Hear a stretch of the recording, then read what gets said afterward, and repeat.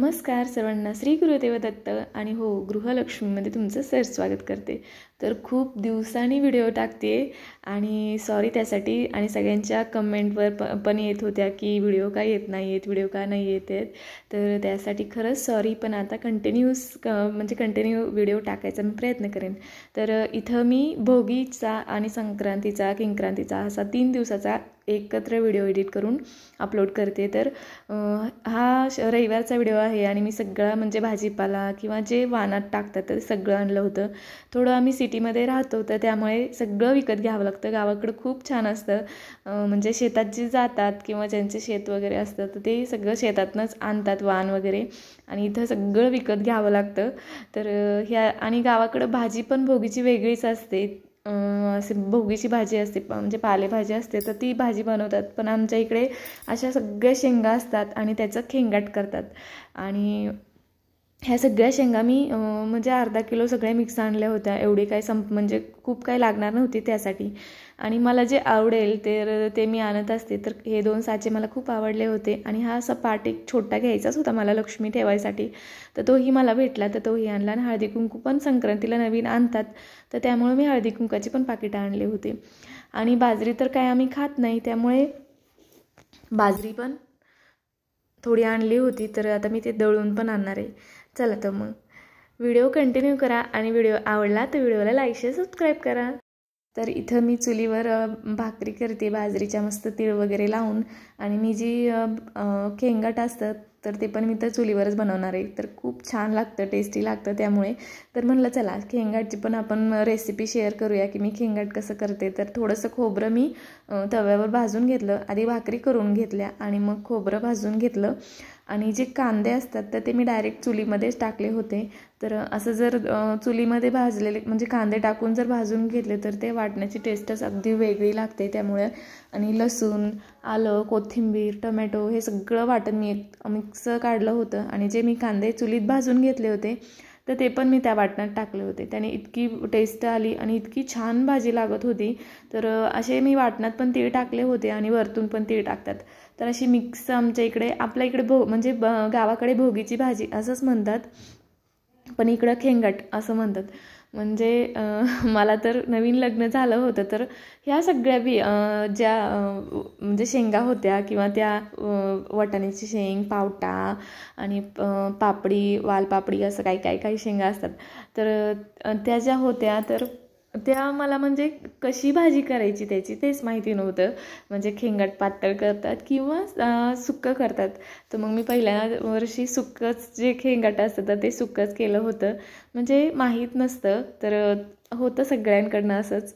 चला एक आठवण म्हणजे आहे माझी भोगीची की मी पहिल्या वेळेस भोगीला म्हणजे सुकीच भाजी करून टाकली होती। म्हणलं ह्या सगळ्या बियास आहेत आणि याची पातळ भाजी करतात का, त्यामुळे मग म्हणलं चला आपण ही सुकीच भाजी करून टाकूया। मग सुकी भाजी बाजरीच्या भाकरी असं मी केलं होतं। पण मग परत नंतर माहीत झालं आणि माहिती झाल्यावर मग अशी छान अशी खेंगाटची भाजी करायला म्हणजे इतकी भारी होते। आणि खरंच ह्या वर्षी म्हणजे प्रत्येक वर्षीच होते पण ह्यावेळेस खरंच खूप टेस्टी झाली होती भाजी। आणि ही भाजी म्हणजे ताजी खाण्यापेक्षा शिळी भाजी खूप छान लागते। आणि संक्रांती दिवशी आपण वसून आलं ना की ही भाजी आणि बाजरीची भाकरी खाल्ल्याशिवाय दुसरं काही खायचं नसतं, म्हणजे उपवास असतो तर त्यामुळे ही भाजी खाल्ल्याशिवाय दुसरं काहीच खात नाही। त्यामुळे थोडीशी जास्तच बनवली होती मी आणि ती मुरल्यावर इतकी छान लागते, खरंच खूप छान। आणि काय माहिती चुलीवर केली होती त्यामुळे इतकी टेस्ट भारी लागत होती त्याची, खूप छान। तर हे सगळं मी असं चिरून घेतले, बटाटा, वांग, गाजर आणि हे बाकीच्या सगळ्या बिया किंवा हे वाटाणा वगैरे, पावटा सगळं त्यात मी टाकून घेतले। तर यात बोर किंवा जी गव्हाची लोंबी असते ती, तीळ असं सगळं टाकून अशी मिक्स भाजी करतात। तर तुमच्या इकडं कशी भाजी करतात तेही मला कमेंट करून सांगा। मला गावाकडे कशी करतात तेही माहिती आहे। तर ती चाकवताची भाजी असते तर ती भाजी गावाकडं करतात।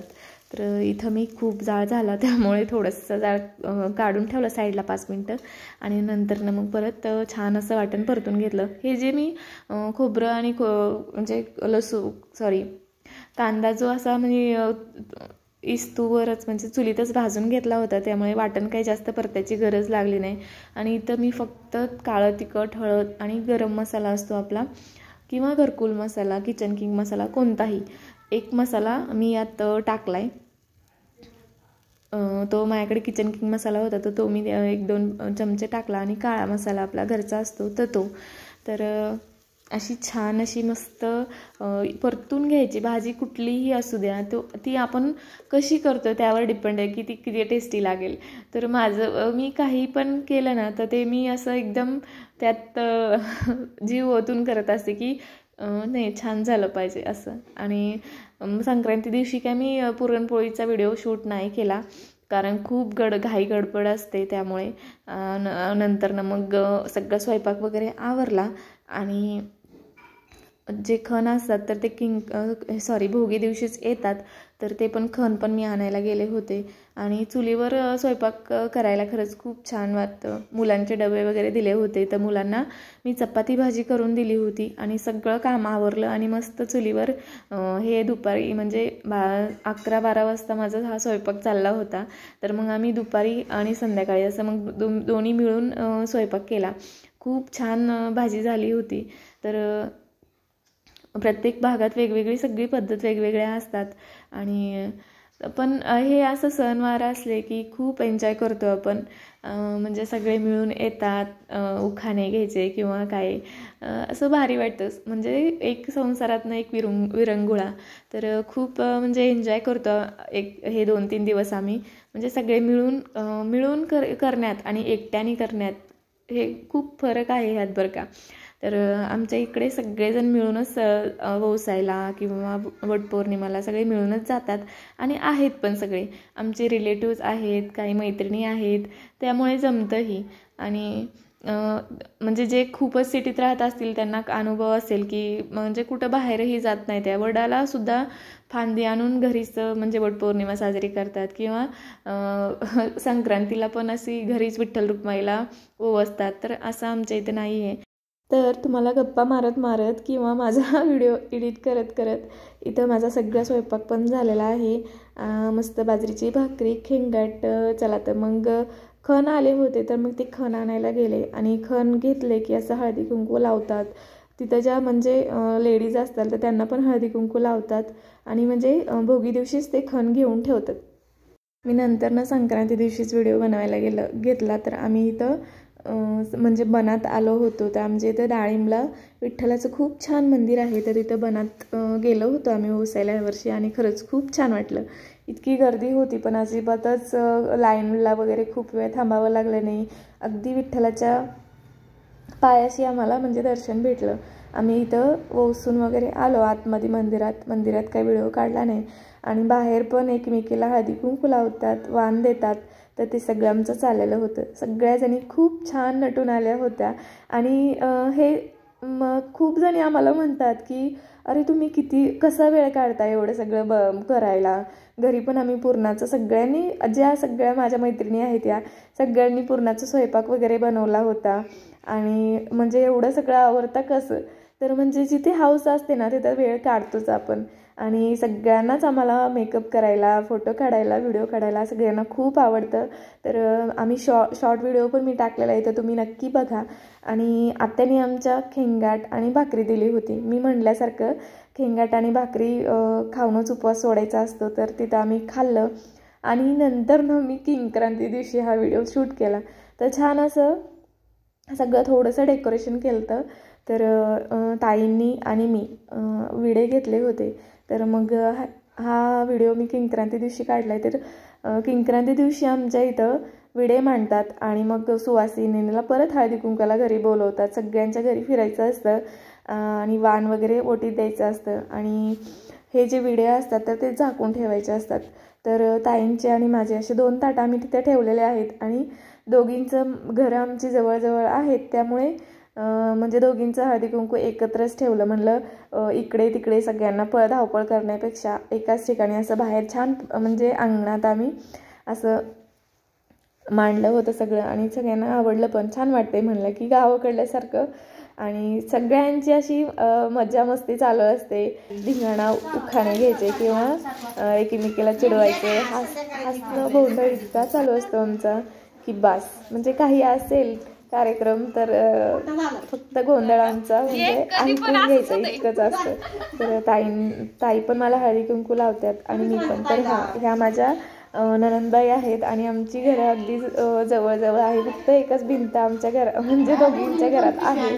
तर तुम्हाला सगळ्यांना ओळख करून देते.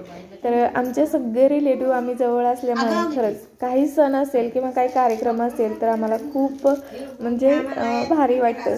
सगळेजण येतात पण. आणि काही कार्यक्रम जर असेल तर सगळे सकाळपासून त्यांच्या घरी असतात आणि खूप म्हणजे कामं वगैरे पण सगळे वाटून करतात. तर ताईंना इथं मी तिळगुळ भरत होते तर सगळ्या म्हणत होत्या की जवळ राहता तिळगुळ द्या आणि गोड गोड बोला. त्यामुळे इतकं हसत होतो आम्ही. तर हे व्हिडिओ मी तुमच्यासोबत शेअर करते कारण हा म्हणजे आनंद असतो की एकमेकांना आपण इतकं म्हणजे एनर्जेटिक वाटतं की मी पण दुसऱ्यांचे व्हिडिओ बघते ना तर ते बघून पण खूप एनर्जेटिक वाटतं की बाबा हां किती छान म्हणजे एकत्र आहेत. तर आमची पण फॅमिली तशीच आहे. सगळे अगदी मिसळून असतात आणि खूप छान वाटतं. तर माझा संक्रांतीचा आणि किंक्रांतीचा लुक कसा वाटतो ते पण नक्की कमेंट करून सांगा. चला तर मग हे आमचा हळदी कुंकाचा कार्यक्रम असाच कंटिन्यू राहणार आहे. आणि मी हळदी कुंकू पण गेल्या वर्षी पण खूप छान हळदी कुंकू केलं तर त्याचा पण म्हणजे एक तुम्हाला आयडिया म्हणून तो पण व्हिडिओ मी पोस्ट केलेला आहे. तर तुम्ही नक्की बघा. आणि हा व्हिडिओ तुम्हाला आवडला तर लाईक शेअर सबस्क्राईब करा आणि हो कमेंट करायला विसरू नका की तुम्हाला व्हिडिओ कसा वाटला. चला तर मग असाच एक छानसा व्हिडिओ घेऊन मी परत हजर राहीन. तोपर्यंत सर्वांना श्री गुरुदेव दत्त आणि बाय बाय.